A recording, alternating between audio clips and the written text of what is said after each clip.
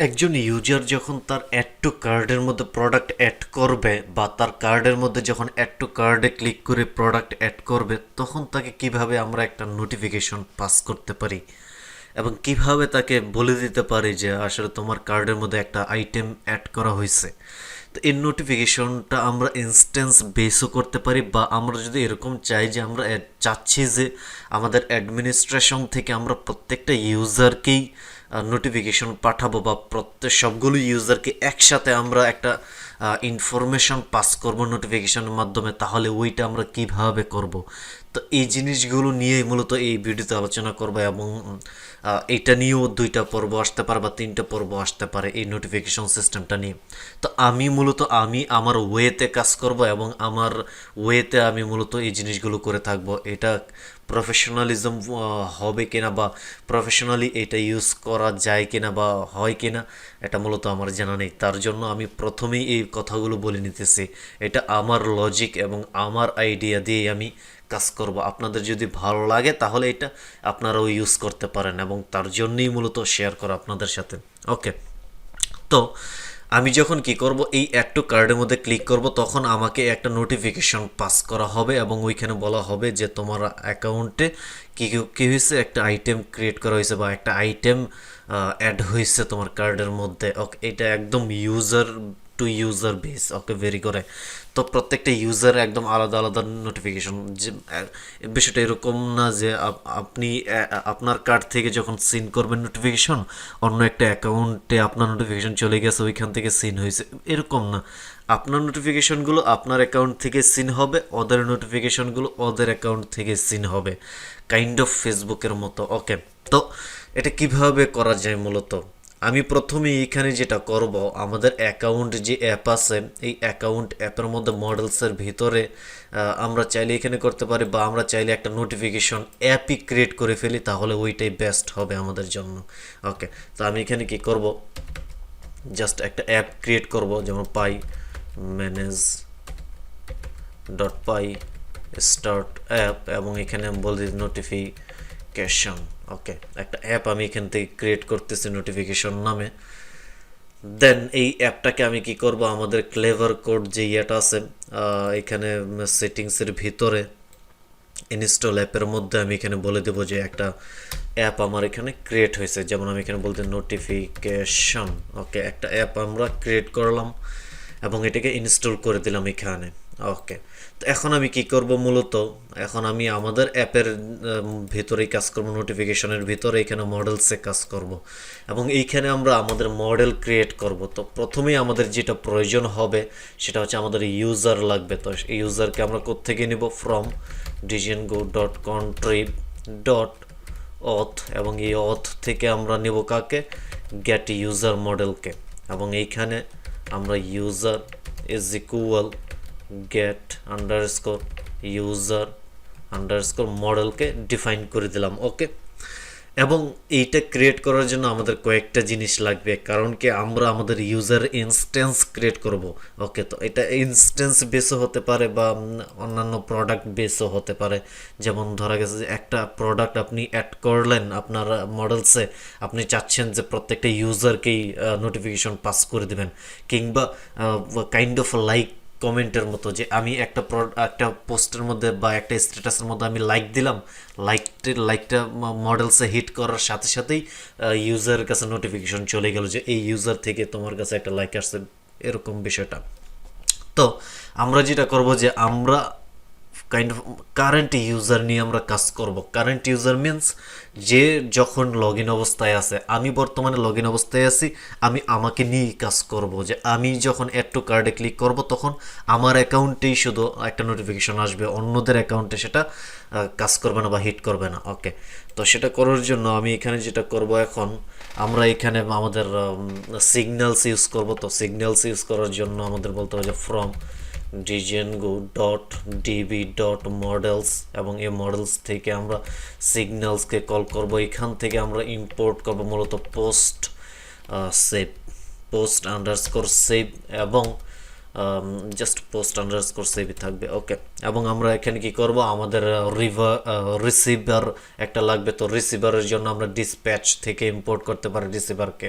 তো সেটা কিভাবে, ফ্রম django ডট ডিসপ্যাচ, এবং এখান থেকে আমরা ইম্পোর্ট করব কাকে, রিসিভারকে।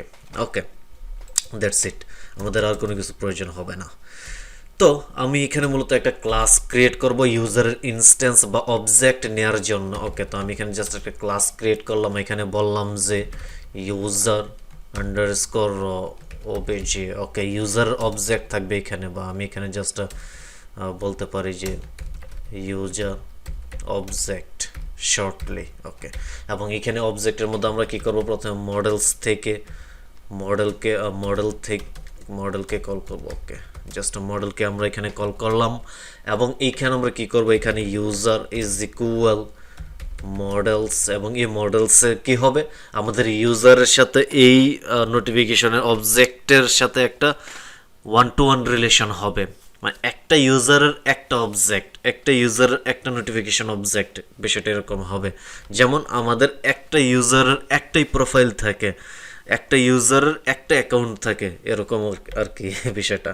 তো আমরা জাস্ট এখানে 1-to-1 রিলেশন করব, এখানে 1-to-1 ফিল্ড, এবং 1-to-1 ফিল্ডের মধ্যে কি যাবে, ইউজার যাবে, এবং এখানে একটা অন ডিলিট হবে। অন ডিলিটের ভিতরে আমি এখানে বল দিতে যে মডেলস ডট, এখানে ক্যাসকেড হবে, তো মডেলস ডট ক্যাসকেড। দেন আমরা একটা রাখতে পারি, এখানে ফিল্ড রাখতে পারি যে ক্রিয়েটেড, কখন ক্রিয়েট হয়েছে, models dot date time field আমরা এখানে ইউজ করতে পারি, এবং এখানে বলে দিতে পারি যে অটো নাও অ্যাড। তো auto now add is equal, আমরা এখানে ট্রু করে দিলাম। Okay, that's it. এখন আমরা কি করব, এখানে একটা স্ট্রিং আমরা এখানে করতে পারি, এখানে রিটার্ন করতে পারি str আন্ডারস্কোর, এখানে সেলফ, এবং এখানে রিটার্ন হবে কি, রিটার্ন হবে ইউজার থেকে। এখানে জাস্ট আমি বলে দিতে পারি যে এফ স্ট্রিং পাস করতে পারি আমি এখানে। তো এফ স্ট্রিং এর ভিতর, জাস্ট আ মিনিট। ওকে, তো এফ স্ট্রিং এর ভিতর আমরা কি করব, এখানে আমরা বলে দিতে পারি যে ইউজার ডট ইমেল অথবা ইউজার নেম। ওকে, এখানে সেলফ পাস করতে হবে, সেলফ ইউজার ডট ইমেল। ওকে, ইউজার ইমেল, এবং ফাইনালি এখানে বলবে কি notification objects. Okay, that's it. এখন আমরা আমাদের সিগন্যাল ইউজ করব। সিগন্যাল কিসের জন্য আমরা ইউজ করব, কারণ হচ্ছে আমরা চাচ্ছি যে আমাদের এই ইউজার যখন ক্রিয়েট হবে, অপরের এই ইউজার যখন ক্রিয়েট হবে, তার সাথে সাথে আমাদের এইখানে এই যে ইউজার অবজেক্ট আমরা একটা ক্লাস ডিফাইন করতেছি, এখানে একটা মডেল ক্রিয়েট হয়ে যাবে, একটা অবজেক্ট ক্রিয়েট হয়ে যাবে যখন ইউজারের অবজেক্ট ক্রিয়েট হবে।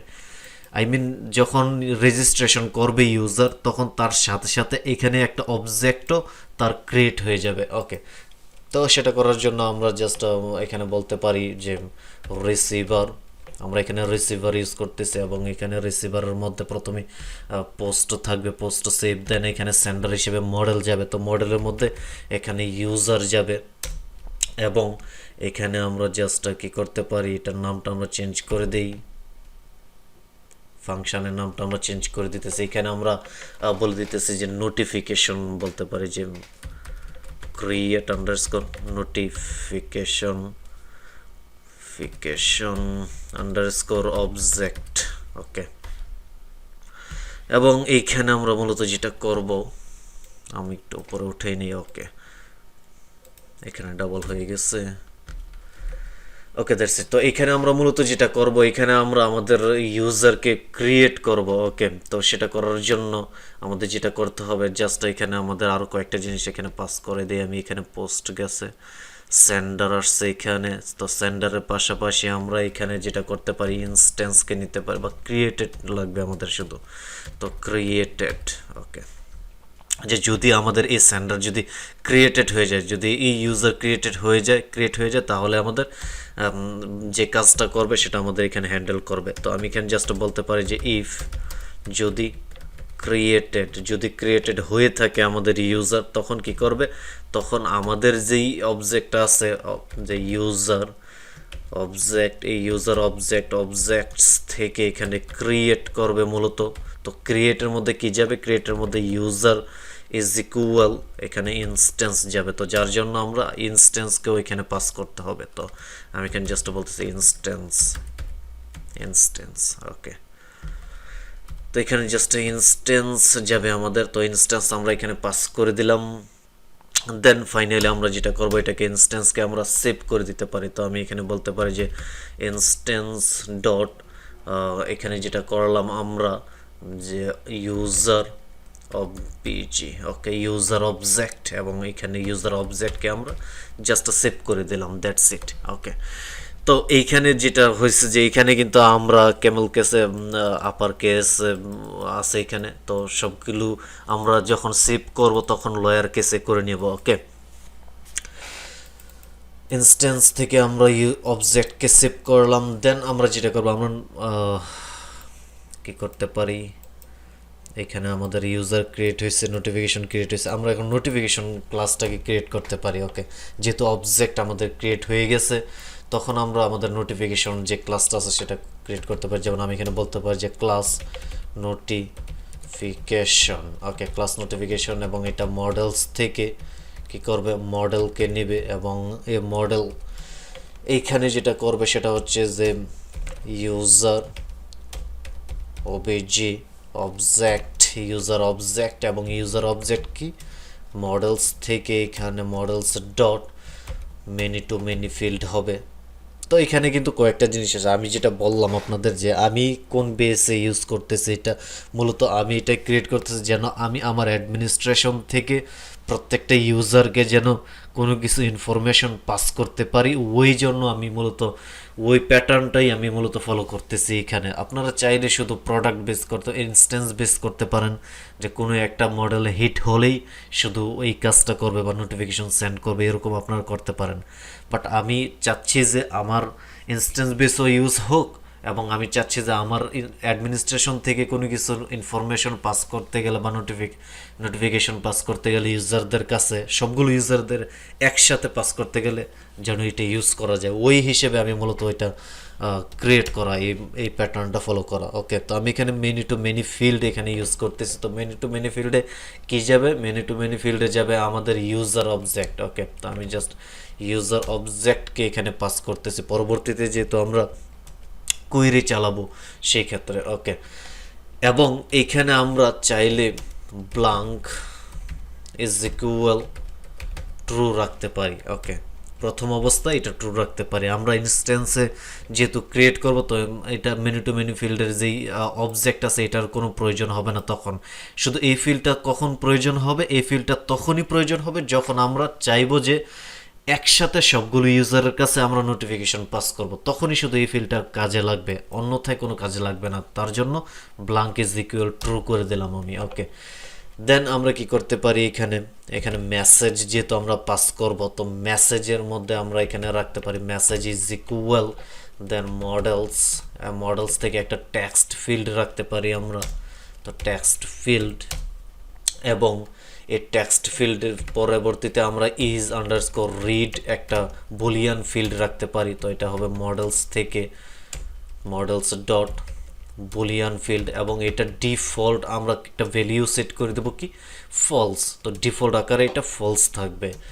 দেন আমরা এখানে একটা ডেট দিয়ে দিতে পারি যে কখন ক্রিয়েট হয়েছে। তো মডেলস থেকে আমরা ডেট টাইম ফিল্ড, এখান থেকে অটো আন্ডারস্কোর নাও, আচ্ছা এখানে অটো আন্ডারস্কোর নাও, এবং এটাকে আমরা ট্রু করে দিতে পারি ওকে, দ্যাটস ইট।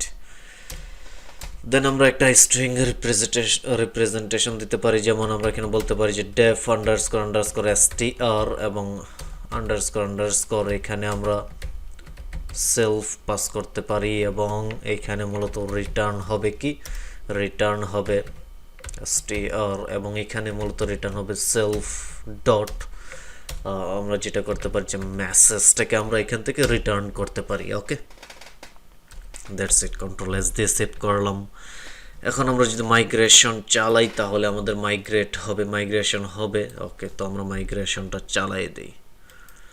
আমি এখান থেকে কি করব, just pymanage.py, make migrations. Just minute, make migration হয়ে গেলে দেন আমরা ওকে, আমাদের ইউজার অবজেক্ট মডেল ক্রিয়েট হয়েছে এবং নোটিফিকেশন মডেল ক্রিয়েট হয়েছে। দেন আমরা এটাকে মাইগ্রেট চালাতে পারি, পাইথন ম্যানেজ ডট পাই মাইগ্রেট। ওকে, তো মাইগ্রেটও হয়ে গেছে। তো নেক্সট ভিডিওতে গিয়ে আমরা মূলত বাকি কাজগুলো করব। ওকে, তো see you guys in the next video. আল্লাহ হাফিজ।